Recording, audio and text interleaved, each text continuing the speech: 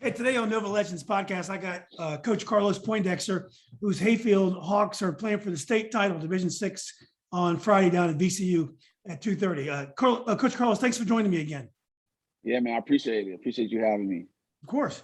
So I think Hayfield's only been in the state title game one time. I think 2001, the team with Tony Nylander, Mark Stafford, I think Russell Lee was on that team. They lost to Granby. Yep. Yeah, they lost to Granby in a very close game. They've been to the States a couple of times, but this is only the second time in school history, right? Man, I didn't realize. I felt like in '97, I thought we were there. Maybe that was the state semifinals. But yeah, definitely, it was 2000 though. It was the year 2000 when they went to the state championship game and lost to Granby. Yeah, that was a great game. Were you there for that game, Coach? Yeah, I was there. Oh, cool. Yeah, you were probably a ninth grader, 10th grader at the time. No, I graduated in '99. Oh, okay. So I just missed that. Yeah, you look younger, man. That's why you cut your hair so short. Yeah. Yeah.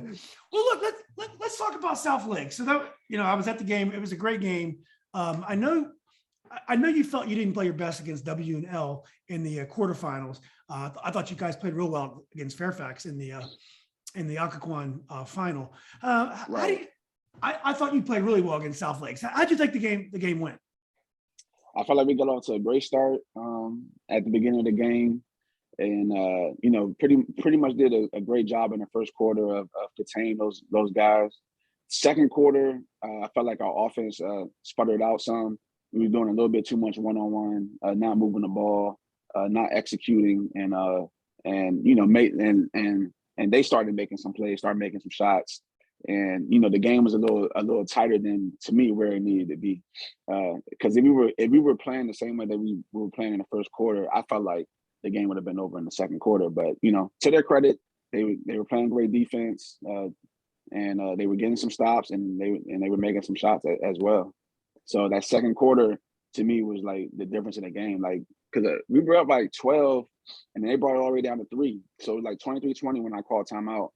And then, we drew up a play and we scored. And then from there, we took off again.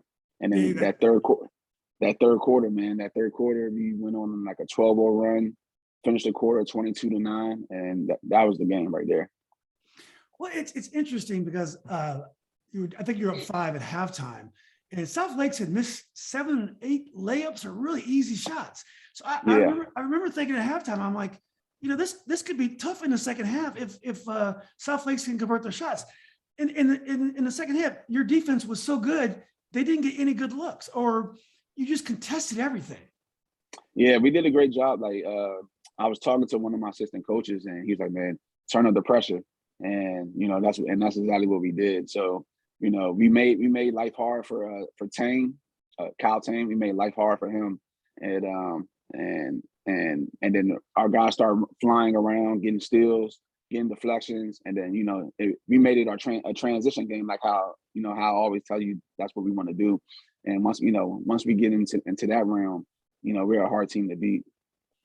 Yeah, so when I was walking out of the gym that night, I was with a friend, Paul Barberi. He played at South Lakes '85, and I said, South Lakes, they shoot so well, they couldn't hit anything today. And Paul, who is a shooter and I'm not, he says, it's a difference when you take away a half second, you take away to shoot. It's going to affect your shooting percentage. And, right. The guy who didn't shoot probably wouldn't realize that, because I remember Olonga, I get his name wrong. He had some shots in the second half, but they were kind of rushed. They were open looks, but they were kind of rushed open looks. Yeah, they were. And, because like by that time, they had to start pressing because, they're down. So they can't just run their offense and sell it into their sets, because, we're turning up the pressure, and now they're trying to score a little bit quicker. And like I felt like we did a great job on him and giving him very minimal open threes, open looks. Mm-hmm. So like for him not to get going in the first half was great for us. Yeah. Well, going into the game also, I've been talking to a buddy of mine, Keith Leonard, whose son plays over at Marshall, and he said that he thought Tang and Wheeler would be a good matchup. And I said, and I thought Tang played well. He's a battler. He's got a lot of courage. But I said Wheeler is probably, in terms of point guards that I've seen in Northern Region, and that includes Occoquan region now, of course, Right. I put him right there with Amaker and Frank Smith in terms of his ability to affect the game. He's great in transition, but he makes great passes out of half court sets, and he can hit the 3-pointer and score in the lane. I haven't seen that many point guards in Northern Virginia better than him. Yeah, man, he can do it all. And I'm glad someone else said it. I've been saying it for 4 years, and nobody wants to listen to me. So I'm glad other people are starting to recognize it. Yeah, like I said, Amaker, I put him, maybe in the same league in terms of affecting the game. Maybe Amaker was a bigger prospect. Maybe I don't know that much, but I just in terms of his of course. Yeah, but he's just an amazing point guard, and he's a true differentiator. But anyway, so going into Friday's game, are you guys healthy, and how's practice been? We practiced yesterday. Was like a light practice, very light. We lifted, and then we did some shooting competitions, had some fun with it, and that was pretty much it for the most part yesterday. And then we talked a little bit about their player personnel, just a little bit, because I still needed to watch a little bit more film on them before I give them a full breakdown. But I told them a little bit from what we remembered. What did you think about the? Oh, I'm sorry. Go ahead. Go ahead. No, go ahead. I was gonna say, what did you think about the Battlefield Patriot game? I'm sure you watched it. Yes, it was an interesting game. I can see why both of those teams are right there, and both of those teams play great defense, and they all can hit. They all can knock down threes. Like they're different styles, but they play like their defensive. What do you call it? Like their defensive philosophy is pretty much the same though, and it was a great game. It literally could have went either way. I felt like Patriots about to run away with it, and then a couple calls didn't go their way, and then Battlefield started making plays right down the stretch, all the way through down the stretch from the fourth. The latter part of the third quarter, and then definitely in the fourth quarter where they went on their little run. So yeah, it was great game. It's unfortunate for Patriot, but you gotta give big props to Coach Bills and his crew, because they did a great job. Was it disappointing at all that you're not going to face the other undefeated team, or in terms of where you are, you just want to win a state title? Yeah, I mean, I know everybody else wanted the Patriot Hayfield matchup. It didn't matter who won. We just want to go in there and compete and win the thing. I know some of the fans and people are mad, but at the end of the day, Battlefield won that game, and that's who we got to match up with, and it's definitely going to be a tough game, man.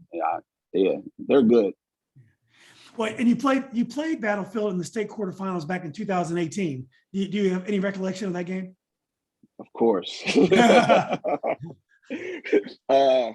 was a very intense basketball game. State playoff game. They got off to a good start at the beginning of that game, and then we kind of took over the game the second and third quarter, and then in the fourth quarter, the last 4 minutes of the fourth quarter of that particular game, their best player, and I can't even remember his name anymore, but their best player started going to work, and then he went to a 1-3-1, and we started turning the basketball over, and end up losing that basketball game. But we that particular year, we went on. I think we finished the season going on like a 13-game win streak or something like that, and we we were not saying we were feeling ourselves, but we were feeling good because I felt like I had one of the best players in the state during that time, in Brian Cobbs, and they had their best player. I cannot remember his name though. It's really blowing me. He was really good though. Yeah. Your mind has blocked that name out of your memory. Yeah, but all in all, that was a great game, and shout out to them for winning that game. And it's crazy. So we've only seen Battlefield twice. That particular game, and then we played them at Mount St. Mary's this past summer. They were literally the last team from Northern Virginia to beat us. And June 6th, I remember it. June 6th at Mount St. Mary's. It was our third game of the day, their third game of the day, and they ended up beating us with a shot at the buzzer. And ironically, with number one, their point guard, number one, had a shot at the buzzer to beat us. And as soon as our game ended and we was watching the end of the Battlefield Patriot game, my point guard Braden, he was like, "I can't wait to play Battlefield." He said, "I remember that loss that we took at Team Camp." He remembers it. He was the only one that even brought it up. Yeah. He remembered that loss. Like that's it, man. That's the type of kid that kid is, man. It's crazy. Were you full strength at camp? Yeah, well, we were missing two guys, Mhm. but still, they had four. Yeah, they had four of their starters. We had four of our starters, so it Mhm. was enough. Yeah. So what do you say are the keys to the game on Friday? Keys to the game, I would say, like, for us, defensively, keeping 34 out the paint as much as possible. Like it seems like they like to go to him early on in the game, and then everybody else settles into their role. I mean, into their role of playing basketball. They do a good job of doing like the dribble drive offense. Everybody is able to get shots for them. Number 23 is a nice basketball player. I think he's in the 2023 class as well. He's going to be. I mean, he's already good. And I feel like the key to us is like really making sure that he doesn't get open looks, and he doesn't get down into the lane and get finishes. Like he plays well. He plays off 2 feet, uses his pump fake, his body well. To me, he's like a difference maker for their basketball team. To me, 23 and 34 are the best 2 players on their team. And then they got a whole bunch of complementary players, and they go like 9 deep too. So they're a very deep team. It seems like everybody on the team can shoot. It's crazy because like the kid that hit the 3, number 24, I don't think he hit any threes leading up into that one, but he hit the game winner. So it's it's crazy. It's crazy. So like everybody could play. Number 21, who seems like he's a starter, but I think he was coming off the bench in the game that I saw versus Patriot. He plays a lot, and he does a great job. He's one of their secondary ball handlers. He can shoot it. He can get into the bucket. He uses his body well, and in the 2 games that I saw, he's taken 6 charges. Wow. Yeah. They do a great job of taking charges. Great job. It might be flopping, I don't know, but they get the benefit of the calls. They use it. They get into the paint. They sprint to help, and they make it hard. They definitely make it hard. They're a good basketball team. My assistant coach said it reminds them of Wisconsin. They're like a Wisconsin type of team. That's what he told me, and I actually kind of agree with him with that. Yeah, I only saw the last minute of that game. I posted it on Facebook, as you probably know. And the way that guy shot that shot, you could tell it was off. It was not in the center of the basket, but it went in nicely. I'm like, man, he must be a shooter, because it looked like it was off, and it still went in. It still was able to get in without, it looked like. And then I read in the paper, as you said, that he really isn't a 3-point shooter. That was only the second for the team in the whole game. So. I felt bad for Coach. That was only second made 3 in the whole game. Yeah, that was only second for Battlefield. Yeah. Wow. Yeah. So that was. I didn't even realize that. Yeah, it was in the Inside Nova article. Okay. Let me ask you this: Do you think that Hayfield benefits from a 94-foot court? I mean, you're going back to a college-sized court at VCU. Hayfield's, I believe, a standard high school court, 84 feet. Do you think it benefits Hayfield to be on a bigger court with your transition game? I think it can. I think it benefits both teams, to be honest, because we have longer closeouts as well. So it benefits us in the transition game, but it also benefits them in their offense, because we still have to do our defensive principles, and it makes for longer closeouts, especially for a guy like number 23. Number 23 can shoot from anywhere. Yeah. So, well, last question, Coach. And again, I appreciate your time. I know you're on a short leash today, but win or lose, this is your last game with this very special bunch. And has that crossed your mind that when the game's over, that you're not going to have this team? Obviously, you have 3 starters coming back next year, and I'm sure you'll be able to get a very strong team next year. But this is the last game with this team. Yeah, I mean, it hasn't crossed my mind yet. I've just been trying to live in the moment and enjoy every step of the way. It's going to be an end of a career for Braden Wheeler, Ashton Pratt, and Marcus Rouse, those 3 seniors that we've had for the longest time. I know I'm really going to miss those guys, but I haven't thought about that yet. I really haven't. Yeah. I'm just looking forward to play on Friday and see if we can actually make history. Yeah. Well, I saw that there was a great environment on Monday. You had a lot of ex-Hayfield players, a lot of ex-South Lakes players, I saw officials. It was deep. It was great. It was just a great environment on a Monday night. I mean, if it had been a weekend night, it would have been unbelievable. It would have been exactly through the Yeah. roof. Yeah. It was great. I met some ex-players from like the 80s and the 70s. Like they came up to me, we dapped it up, talked for a little bit. It was cool, man, because I never got to see those guys like when I was playing. So, for them to come back and come to our state, what was that, state semifinal game versus South Lakes, where it's a lot of history between both teams. And just to see that environment, see all the alumni from both sides, from both sides. It was well represented for sure. What's really great is that like we kind of idolize the coaches that we grew up with, like Metris, Charlie Thompson. And then, very, very soon they're going to be talking about Carlos Poindexter like that. And right now you're in the moment. But that's what coaches, that's the effect coaches have on the community, especially, of course, when you win. So, Coach, I really appreciated getting to know you. You got a great team. You've pushed all the right buttons. And, I just want to wish you the best of luck. It's going to be, I'm driving down there for it. I'm going to catch both games. And I wish you the best of luck. I really think this is a very special team and it would be a very deserving state titleist. Yeah. Looking forward to it. I appreciate, man. I want to say I appreciate everything you did for Northern Virginia over the past 2 years during the pandemic, man. It's been great to see all the podcasts, see everybody coming together. I feel like you're a big part of, a big reason why, the crowds were what they were. Everybody wanted to get out to the games and see Northern Virginia basketball again. And, I thank you for that. Well, I appreciate it. It's weird because I've always had this love for high school basketball as a fan, as well as a referee and stuff, Coach.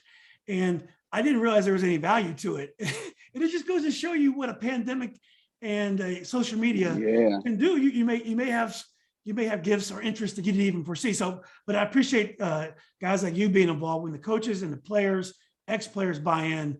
It gives more power to the group. So it's been very much a team effort. But thanks for acknowledging that. And I'm just glad I've been a part of it, and I can't wait to continue to build this momentum that we have. Yeah, for sure. It's been great, man. Like all the podcasts that we had throughout the year. I know we got quiet on you for a little while. But besides that, man, it's been great. It's been great. I'm glad that you picked me to be one of the panelists to be involved in the podcast this year. So I'm the last one standing. I'm so glad it worked out because I didn't know you. So it was Dermian Marshall said, "Man, Coach Carlos, he's the man. You got to get Coach." Dermian Marshall was the one who recommended you highly. So I'm thankful for Derm. Yeah. So anyway, shout out Derm. Yeah, no, we're lucky to have you, and you and Sherman were very much on this journey. And we were able to follow it. So it is true. Everyone got quiet because it's almost like when one of the coaches loses, there's nothing the other coaches can say because you can't make them feel bad, or just we all got quiet when somebody would lose. Right. Very true. Yeah. So anyway, Coach, I know you got 11 o'clock coming up. So thanks again for doing this, and hopefully we'll talk after the big day. Yes, sir. Appreciate you. Okay, you too, Carlos. Good luck. All right. All right, buddy.